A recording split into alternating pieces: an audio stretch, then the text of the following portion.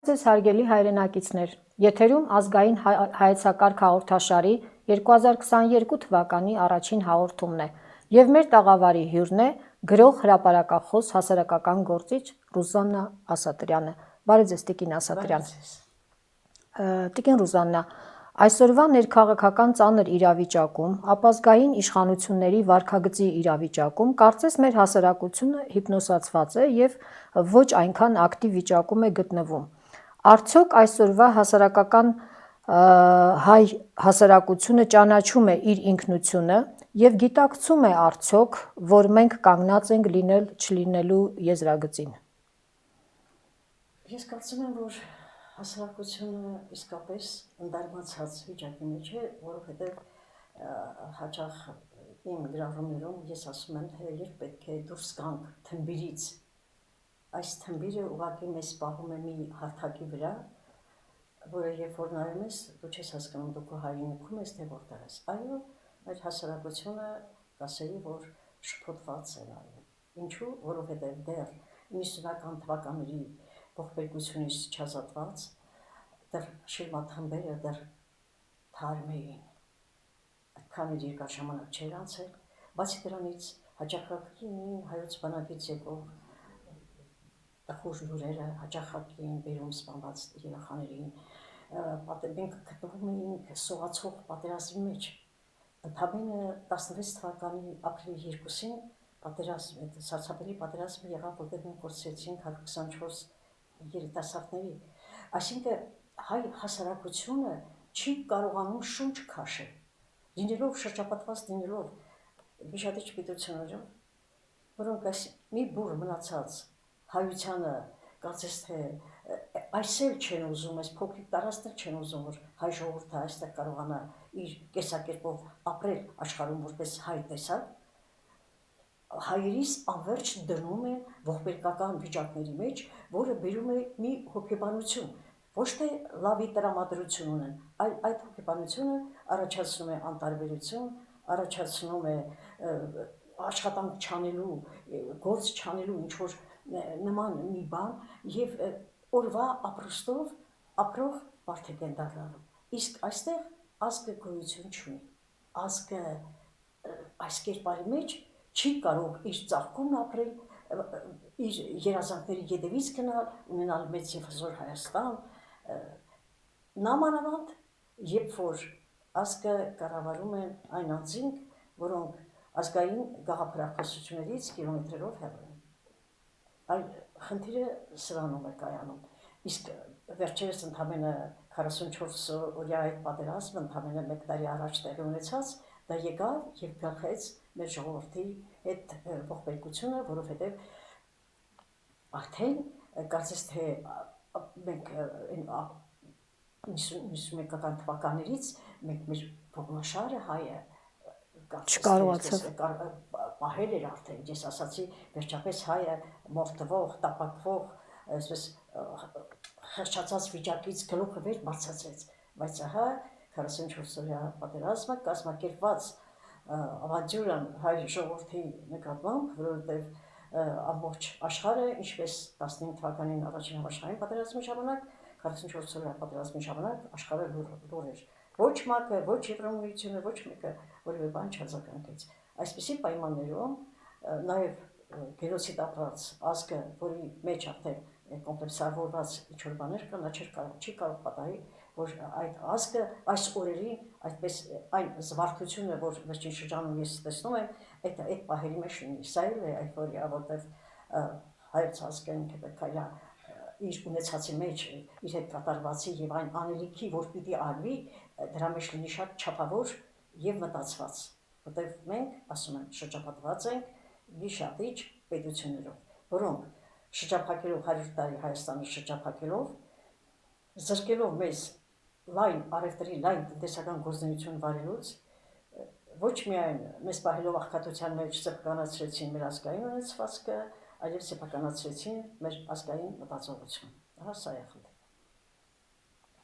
Տիկին Ռուզան, դուք միշտ քարոզում եք համահայկական ազգասիրություն, ո՞րն է դա։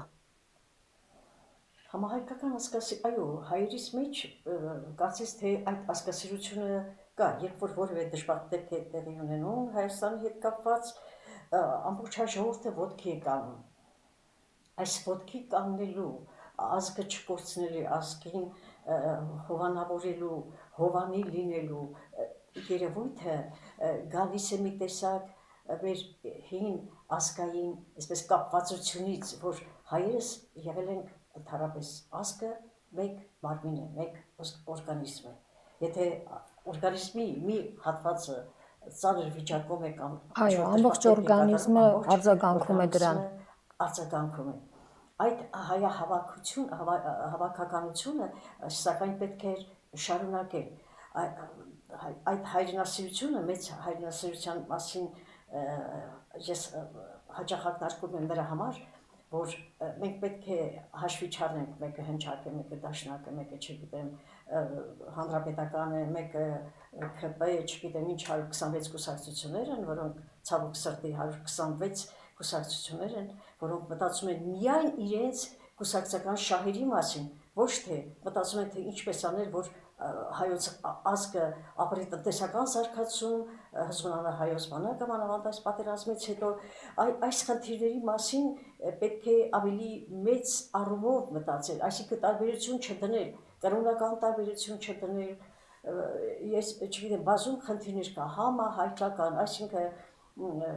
դաշնակ շանթի եւ համայնավար Չարենցի միջև եւ մենք երբ որ տարբերություն չենք դնում կամ հետանոց Հայքի եւ Մովսես Խորենացու քրիստոնյա Մովսես Խորենացի մեջ մենք եթե տարբերություն չենք դնում, ուրեմն մենք պետք է աշխատենք այսօր այսպես բաժան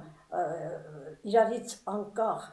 տարածական մտածողություն ունեցող հայությանը համախմբել մեկ նպատակի շուրջ, մինչև մենք չհասկանանք, թե մեր նպատակը որն է, մեր ազգային գործունեության, այսպես անավարտ, այսօրվա այսպես իրարից անկախ ապրելու նպատակը որն է, ինչ ենք ուզում մենք, ուր ենք գնում հայերս, մենք անվերջ կարող ենք պատերազմ վարել, իհարկե չենք կարող, մեր կարող ենք անվերջ դիմադրությունից խոսել, իհարկե չենք կարող, մանավանդ հայը, որը որպես ազգ, որպես տիեզերքում ստեղծված մի երևույթ, որը քաղաքակրթություն բերող ազգ է համարվում, հոգևոր ազգ է համարվում, նա սիրում է խաղաղություն, որտեղ խաղաղության ժամանակ մշտապես եթե մենք հաշվի առնենք այդ կարճ ժամանակամիջոցները, հայ ազգի մեջ ծաղկել է արվեստը, մշակույթը, կրթությունը, գիտությունը, հայատաղանդավոր է։ Մենք չպետք է կորցնենք մեր ազգային ունակությունը, մենք ինքներս մենք պետք է լրջորեն ճանաչենք, իսկ ճանաչելու համար հարկավոր է խորապես ծանոթ լինել ազգային պատմությանը, մենք վեհ ազգ ենք, մենք ստեղծագործող ազգ ենք, ինչու ենք կորցրել մեր այդ հրաշալի ունակությունը, եւ բացի դա հայոց պատմությունի ունի էջեր, որտեղ հայ ռազմիկը անպարտելի է, ընդհանրապես եւ Հռոմը իր պատերազմների ժամանակ օգտվում էր հայ խնդրում էր որպեսզի հայկական բանակից օգնություն գնա եւ պարսիկներն էին պայման օգտվում հայկական այրուձից, այսինքն հայը բոլոր ոլորտերում, եթե ինչ որ քայլի է գնում է դեպի կատարելությունը, այսօր այդ կատարելությունից մենք նահանջել ենք ոչ միայն ներքին անկազմակերպված իրավիճակից, որովհետեւ եթե ընտանիքը տղամարդն է ղեկավարում, ընտանիքը գլխավորը ինքն է կարգավորում իր ընտանիքում եղած բոլոր երևույթները անկատար, այդպես էլ երկիրը պետք է ունենա առաջնորդը պետք է լինի ազգային մտածողության տեր, չլինի այնպես, որ մենք 21-րդ դարում ենք ազգայնական մտածողությունը դա նահանջ է ապրում, ոչ,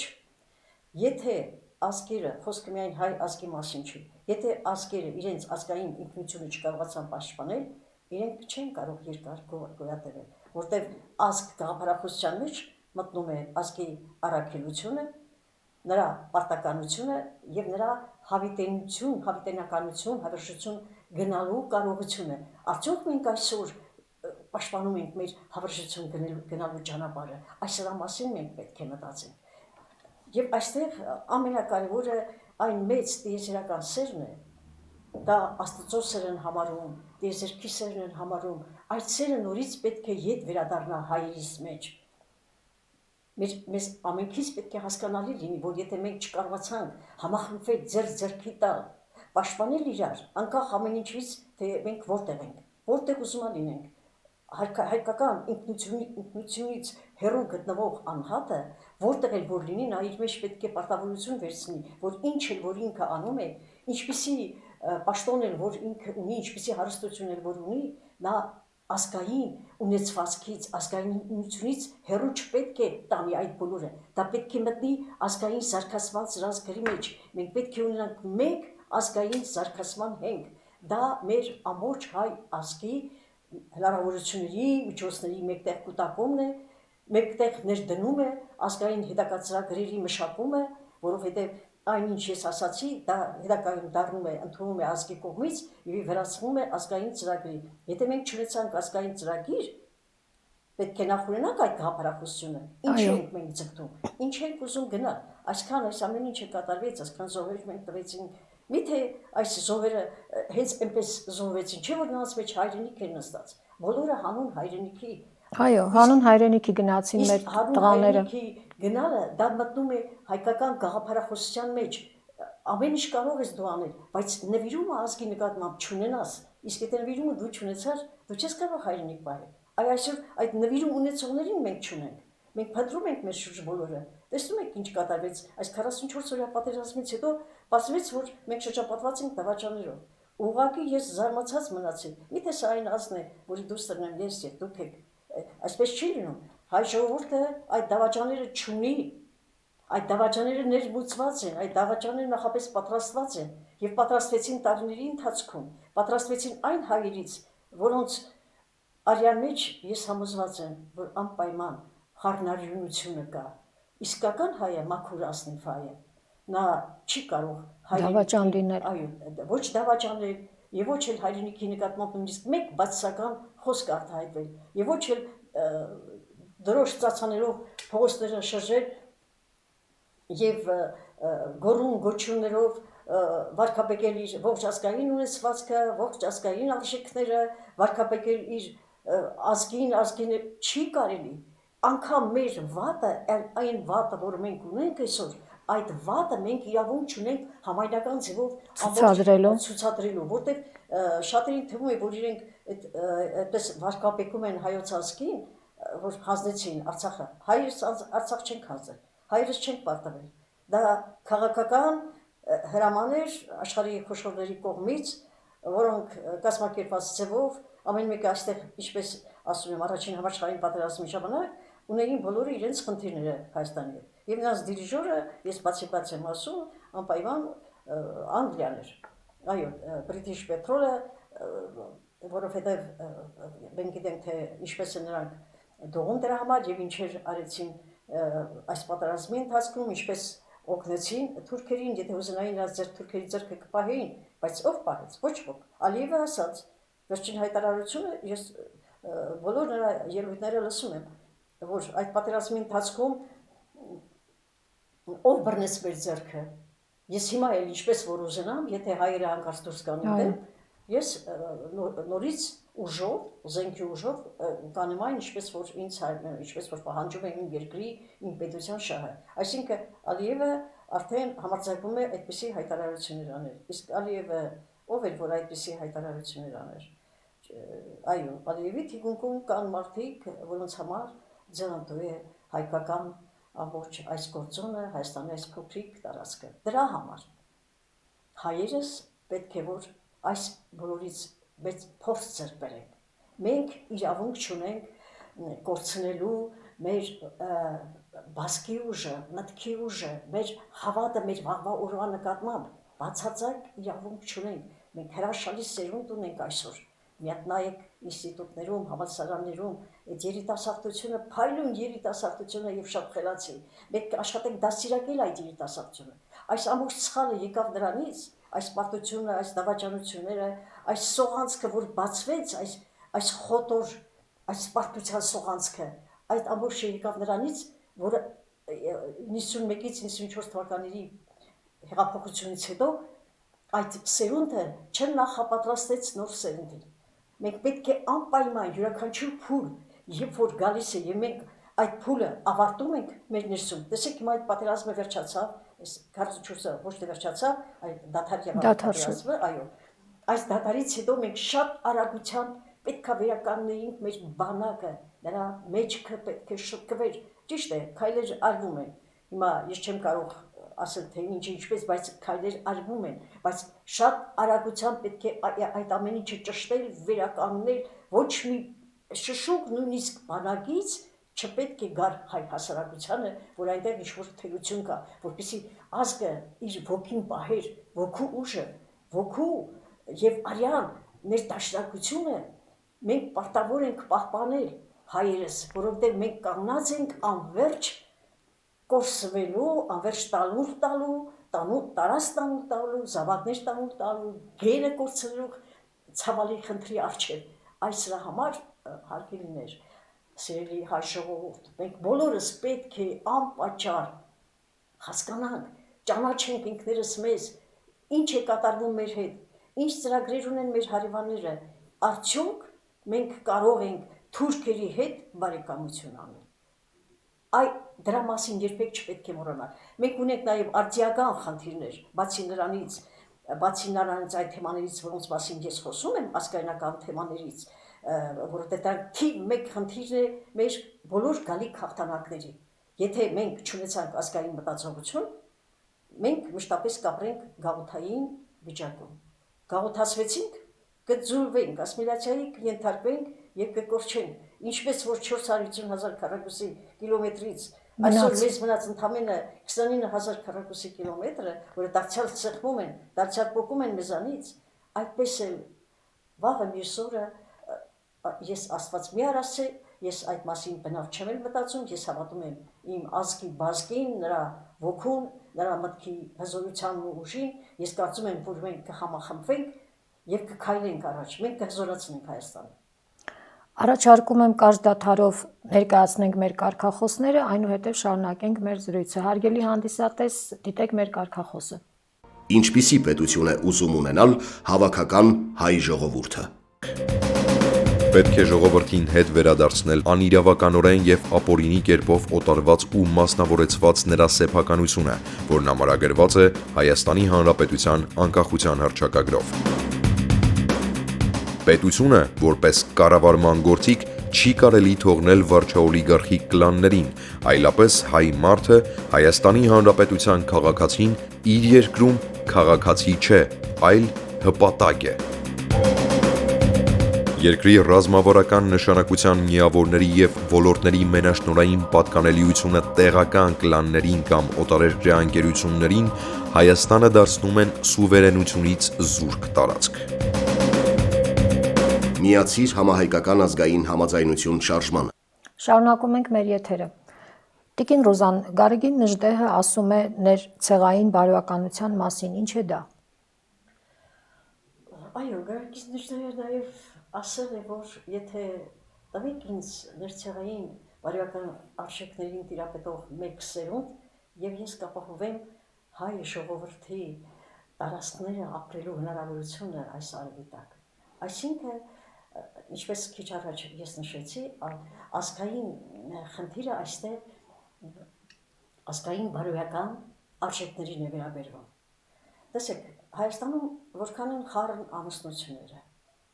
Խառն ամուսնությունների ընթացքում ինչ ուզում ես արա, գենը անպայման կրում է որոշակի փոփոխություններ։ Այո։ Չէ՞ որ գենը, արյունը ունի հիշողություն։ Մենք մեր գենետիկ հիշողությամբ մենք հայքի զավակներ ենք, մենք հայեր ենք կոչվում, մենք ունենք մեր հրաշալի մշակույթը, արվեստը, պատմությունը, մեր ժողովրդական ավանդույթը, էպոսը, մենք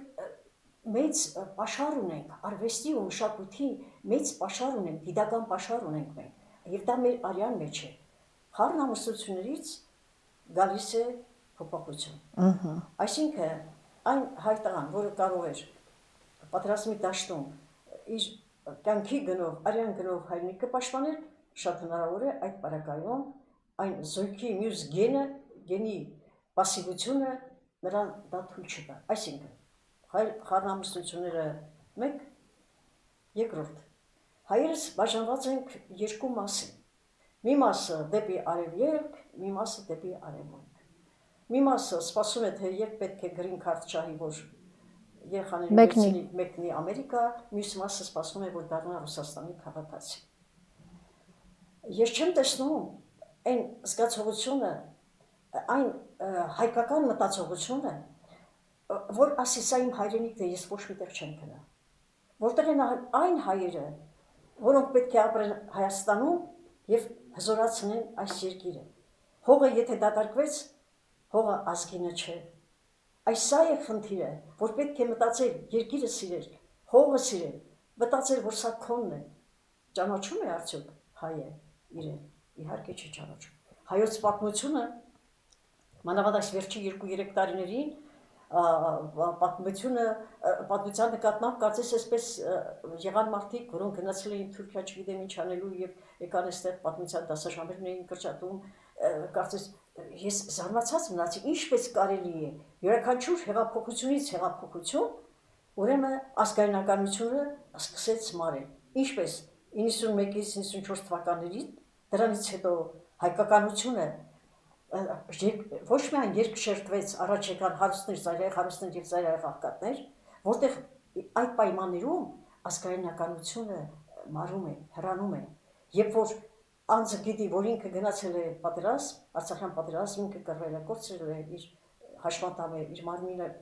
մասեր չկան եւ այլն, ծայրահեղ վիճակում է ապրում, այն մյուսը շատ լավ գիտի, ամեն կռվող գիտի իր կողքին ովքեր են կռվել։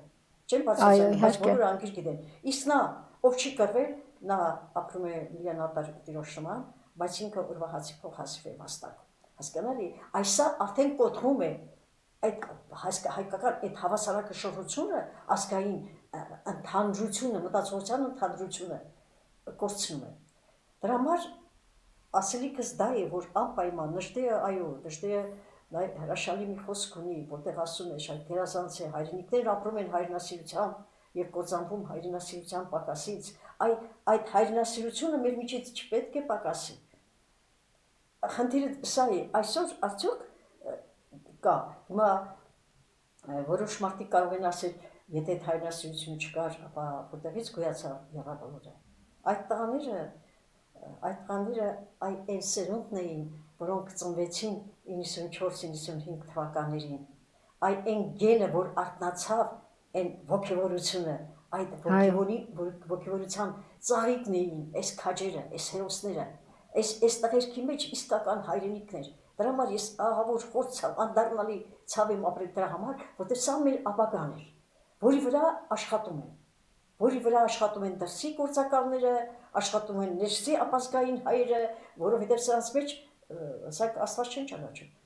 Այն մարդիկ, այն անձը, այն անհատը, ով ուզում է լինի ամենամեծ հարուստ, դե չգիտեմ ով իրենից ինչ էլ որ ներկայացնի, եթե նա չի հարգում, չի արժանավորում իր ազգային կերպը, նա կյանքում պատմության մեջ նա իր տեղ չունի։ Հայը, ով էլ որ նա լինի, ինչպիսի պաշտոն էլ որ ունենա, նորից եմ կրկնում, նա պարտավոր է իր ունեցած հնարավորությունը ներդնել հայկականության համար, անպայման։ Դրա համար հայկական մենք հայերս պետք է ունենանք ազգային ծրագիր, ազգային պետության ծրագիր, պետք է այնպես անենք, որ առանց ընդդիմության չի լինի, բնականաբար երկիրը ընդդիմություն պիտի ունենա, որ այդ ընդդիմությունը չվերածվի ամբողջավարության եւ այն իշխանամետ կուսակցությունը, որ իշխանության գլուխ է կանգնած, այո, իշխանության իրենց միջոցով իշխանությունը եկավ պաշտոնի, նրանք էլ իշխանությունը, պետականությունը չծառայեցնեն իրենց կուսակցական նպատակների համար։ Տիկին Ռուզան, ընդհանրապես ձեր կարծիքով ով է հայը։ Կարճ, եթե կարելի է։ Հայը քաղաքակրթության սերնացան։ Այո, որտեղ աշխարհի քաղաքակրթության սկիզբը սկսվել է Հայաստանից։ Սա ես բաց հայտարարում, որովհետև տարիներ առաջ 2003 թվականին ես գրեցի Սֆինքսը նայում է Արարատի։ Ձեր հայտնի գիրքը, այո։ Այո, որտեղ շատ մանրամասնորեն անդրադարձել եմ հայկական մշակութային արժեքներին, որոնք սկսվում են Արարատի Արարատից սկիզբ են առնում Արարատ լեռան ստորոտին գտնվող վայրերից եւ տարածվում աշխարհով մեկ։ Սկիզբը դա է հնագույն դիեզերական արբանյակները ուսումնասիրողները ասել են Հայաստանը համարվում է աստղագիտության կենտրոն, այն ընկած է Արարատ լեռան եւ Եփրատ եւ Տիգրիս գետերի մեջ ընկած տարածքներում։ Եվ բնական է մենք մեր քարահունջը ունենք, որը եղել է խոշոր աստղադիտարան։ Այսինքն հայը քաղաքակրթության հիմնադիրը։ Եվ մենք շատ բաներ չգիտենք, մեր ժողովուրդը դրա համար եմ ասում, եթե ինքը ճանաչի իր ինքնությունը, նա կպաշտի, նա կասի, որ եթե ես մեկ է ծնվի, նորից հայ կծնվի, ինչպես ես եմ ասում։ Եթե նորից ծնվի, ես կուզենայի, որ հայ ծնվի, որովհետև հայը բացառիկ երևույթ է աշխարհի իրականության մեջ։ Ոչ թե նրա համար եմ ասում, որ ես հայուհի եմ, այո, եւ ես ասում եմ, որ ես հայուհի եմ եւ ճանաչում եմ իմ ազգին։ Ազգը, իմ ազգը, մեր ազգը տաղանդավոր ազգ է։ Պետք է կարողանանք ճանաչել ինքներս մեզ։ Մեր յուրաքանչյուր հայի մեջ կա տաղանդ է, տաղանդի գենը նստած է։ Տեսեք, ինչքան մտնում եք հասարակ բաներ, չէ՞, վերնիսաժ եք մտնում։ Դուք նայեք այդ ձեռագործ արվեստին, կարծես քանդակած լինեն ամեն մեկը յուրովի, այդ ինչ ձեռքեր են հայի ձեռքերը, հայի միտքը, գիտական միտքը։ Վիկտոր Համբարձումյան ունեինք, որ աշխարհի 60 երկրների ակադեմիաների անդամ էր։ Տեսեք, հզոր է հայկականությունը, այո, գիտության, արվեստի, քաղաքակրթության ազգ է հայը։ Տիկին Ռուզան, առաջարկում եմ մեկ անգամ եւս ընդմիջենք մեր զրույցը, այնուհետև կշարունակենք եթերը։ Հարգելի հայրենակիցներ, դիտեք մեր կարգախոսները։ Ինչպիսի պետություն է ուզում ունենալ հավաքական հայ ժողովուրդը։ Չկա ժողովրդավարություն, եթե ժողովուրդը զրկված է իր հողի, իր երկրի բնական ռեսուրսների նկատմամբ սեփականության իրավունքից եւ դրանց շահագործումից չի ստանում շահութաբաժին։ Հայաստանի Հանրապետության ազգային հարստությունը, Հայաստանի Հանրապետության քաղաքացիների անօտարելի սեփականությունն է։ Քաղաքացիական հարթակը պետք է ստանձնի պետության պատվիրատուի դերը, իսկ պետությունը կատարողի դերը։ Հայաստանի Հանրապետության յուրաքանչյուր քաղաքացի իր երկրի բնական ռեսուրսների շահագործումից եւ երկրի ռազմավարական բացառիկ նշանակության միավորներից պետք է ստանա իր բաժնեմասն ու շահաբաժինը։ Միացիր համահայկական ազգային համաձայնություն շարժմանը։ Շարունակենք մեր եթերը։ Տիկին Ռուզան, ձեր կարծիքով այսօրվա հայի մոտ ազգն է կարևոր թե սեփական եսը։ Ուրեմն, քանի որ մենք այսօր երաբնուն ունենք, այն նրանց համար ազգն է կարևոր։ Բայց այն անձիկ, որոնք պարտավոր են ազգի մասին մտածելով, նրանց մոտ սեփական եսը ավելի բարձր է, գնահատված է, գերագնահատված է, քան ազգը։ Եթե ազգը գնահատվածն էր ավելի բարձր լիներ, ուրեմն Հայաստանը այսօր այս վիճակում չէր հայտնվել։ Երբևիցե չի եղել այդպիսի մի երկիր, որը հաղթանակ տանի եւ հաղթանակ տանելուց հետո այդ երկրի ժողովուրդը, հաղթանակ տարած ժողովուրդը արտագաղթի։ Սա բացառիկ երևույթ է։ Ինչու՞։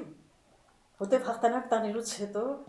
մարդիկ, որոնք Ոգեշնչվում են։ այո, ոգեշնչվում են եւ ապրում են եւ ծաղկեցնում են իրենց երկիրը, բայց Հայաստանը արտագաղթը 1.5 միլիոնից ավել մենք արտագաղթողներ ունեցանք։ Սա նոր ողբերգություն էր մեզ համար։ Այսինքն ինչ եղավ։ Սկսեցին վայելել մարդիկ, որոնք կա այդպիսի մի գեներալ, որը դղյակներ չունի, ես չեմ պատկերացնում։ Կա։ Այդ ինչու զինվորները այն կրծեր աշխատողները, որոնց աշխատանքը չափազանց ցածր էր, հիմա կարծում եմ բացատրել են որոշակիորեն։ Տեսեք ինչպիսի հոգեբանություն գոյություն ունի մեր մեջ։ Եսակենտրոնությունը մեր հայկականության աղեթն է։ Այդ մարդիկ ազգից դուրս են։ Ես լուրջ եմ ասում։ Ազգը պետք է ունենա հավաքական գործողությունների ճանապարհ, այսինքն հարուստները իրենց բոլոր հնարավորություններն ու միջոցները հաշվի առնելով պետք է մտածեն ինչ անեն, որներ դնեն ազգի համար ի՞նչն է անհրաժեշտ։ Անհրաժեշտ է, որ այս ճանապարհը կառուցվի, որպեսզի չդժվարացնի ժողովրդի ընթացքը։ Անհրաժեշտ է, որպեսզի գոզարան կառուցի, Մարդիկ աշխատանք ունենան։ աշխատատեղեր բացառեն, գործազրկությունը վերանա, ուրեմն այդ գործարանը պետք է կառուցվեր։ Ինչու 90-ականներից հետո մինչև օրս Հայաստանը դարձել է միայն ներկրող երկիր, ոչ թե արտահանող։ Հիմա փառք Աստծո, որոշ գործարաններ արդեն սկսել են ինչ-որ բաներ, սննդի ինչ-որ բաներ, բանկարներ փակված բաններ, սկսել են արտահանել, բայց տարիներ շարունակ Հայաստանը ներկրում էր, ինչու, որտեղ ժամբերում էին, թանկ վաճառում սեփական ժողովրդի վրա։ Ինչու այսօր Հայաստանի սփյուռքը սկսեց մեծանալ, ծավալվել, նոր սփյուռք ձևավորվեց։ Չկարողացան պահել երկիրը։ Այս եսակետրոնությունը իսկապես մանավանդ ով եկավ իշխանության, ստեղծվեց ընդդիմություն եւ պետականություն պայքարը։ Ընդդիմությունը ուզեց գալ իշխանության, պետականություն վերցրածները ուզեցին պահպանել իրենց իշխանությունը։ Այսպես չի լինում։ Եթե փոխում են իշխանությունները, եթե իրենք իսկապես իրենց մեջ նշում կա ազգայնականության, այդ նոր իշխանություն եկածների հետ նախ պետք է հաշվի առնել, թե ում են բերում իշխանության, որպեսզի կարողանան երկիրը պահել, անպայման, ազգը պետք է պահպանվի։ Այս իշխանության եկողների խնդիրը սեփական եսը, սեփական թիմը, թիմայնությունը պաշտպանելը չի։ Այդ թիմայնության գաղափարն էլ մեզ բավականին այսպես խեղճացրեց, որտեղ թիմայնությունը դա կուսակցական գաղափարախոսություն է, նեղ, այո, ոչ թե ազգային գաղափարախոսություն։ Ամեն ինչից վեր պետք է գերադասել ազգային գաղափարախոսությունը, ազգային պետականության հզորացումը։ Այսօր սա պետք է դրվի յուրաքանչյուր հայի առջև, ով էլ որ ուզում է նա լինի, ինչպիսի հարստության միլիոնների տեր ուզում է լինի, նրանք ավելի քան պատասխանատու պետք է լինեն ազգին։ Եթե ապրում են Հայաստանում, եթե իրենց հսկայական շենքերն ունեցվածքները կապիտալը գտնվում է Հայաստանում է, եթե ազգային ունեցվածքը իրենց պեսների պատճառով այսօր Աստված գիտի, որ երրորդ տիրոջ նվիրատվություն է արվել հայոց ազգի ձեռքից վերցվել է, դա նշանակում է, որ իրենք պարտավոր են իրենց սխալը շտկել, եթե ուզում են, որ հայ ազգը ապրի, եւ իրենք միայն սեղանի շուրջ նստած կենացներ չխմեն հայկականության այդ արհեստական կենացները, այլ իրենք բարձրանան, որ իրենց ազգը այսպեսին է, չավաչեն։ Այդ օրերին ինձ դրսից մի ծանոթ զանգահարեց, ասեց, գիտեք Տիկին Ասատրյան, առաջ մեզ ուրիշ ձևով էին վերաբերվում, հիմա մի տեսակ են ասում են, դուք ձեզ չեք կարողանում պաշտպանել։ Այսպիսի խայտարակություն չէր կարողանում, չեն ամաչում իրեն։ Լավ, այդ միլիարդները այս աշխարհում ով տարավ։ Արևմտյան Հայաստանում էր այն ժամանակ գնում էին զենքի համար փող հավաքելու չէին տալիս, բայց մեր հարուստները ոսկեճարմատներ էին կրում իրենց վրա։ Այդ ոսկեճարմատները թողջօգտագործեին։ Մեծահարուստ Ղարագոզյանների տունը այսօր դարձել է Թուրքիայի նախագահական ապարատ։ Ով է վայելում։ Եթե այն մեր այդ մեծահարուստ կոչվածները, եթե իրենց հարստությունը չեն ծառայեցնում իրենց ազգին, կծառայեցնեն վաղը մյուս օրը այլ ազգերի, այն բանակը, որ չի կռվում իր հզորացման համար, վաղը մյուս օրը կռվելու է ուրիշների համար։ Այսպես է լինում, այն ազգը, որ չի պայքարում իր գոյության համար, չի պայքարում իր եսը, իր սերնդին, իր գենի պաշտպանվածության համար, վաղը մյուս օրը միևնույն է, դառնալու եք թափառական։ Գաղութարարությունը բերում է ազգի վերջը։ Ում իշխանության տակ էլ որ լինեք, թուրքի թե ռուսի, միևնույն է, դա կոչվում է գաղութացում։ Իսկ գաղութացման շրջանում թույլ են տալու այնքան քո ուղեղը մտածի, որքան անհրաժեշտ է իրենց պետությանը, իրենց իշխանություններին։ Այդ դրա համար եմ ասում։ Ամեն ինչ արեք պետք է արվի, ամեն ինչ արեք հարգելի բարեկամներ, որպեսզի այս մի բուռ մնացած ազգը կարողանա իր հողի վրա պահպանի իր ինքնությունը, իր այդ մի փոքրիկ հողակտորը, իր վաղվա սերնդին։ Ես հույս ունեմ, ես հավատում եմ բոլոր նրանց, ում սրտի մեջ հայ կա, հայրենիք կա, եւ հայրենի այս կեսատարածքը նա իր համար համարում է սրբություն։ Այդպես պիտի անենք։ Մենք պետք է հիշենք բոլորս, որ ազգային գաղափարախոսությունը մեր ավետարանն է, նա մեր սրտի մեջ է, ամենօրյա մեր ձեռքերի մեջ, մեր աչքերի առաջ, եւ մենք պետք է մտածենք, որ մենք ապրելու ենք, որ հայը եղել է կա ու շարունակելու է ապրել այս խաղաղների վրա։ Շնորհակալություն եմ հայտնում շատ կարևոր զրույցի համար։ Հարգելի հայրենակիցներ, ես ուզում եմ հիշեցնել, որ այսօրվա մեր հյուրն էր գրող հրապարակախոս Ռուզան Ասատրյանը։ Շնորհակալություն մեկ անգամ եւս Տիկին Ասատրյան։ Մեզ կարող եք դիտել ինչպես Facebook-յան էջերում, այնպես էլ բաժանորդագրվել մեր YouTube-յան ալիքին։ Այսօր այսքանը, ցտեսություն, մնացեք բարյավ։ Շնորհակալություն։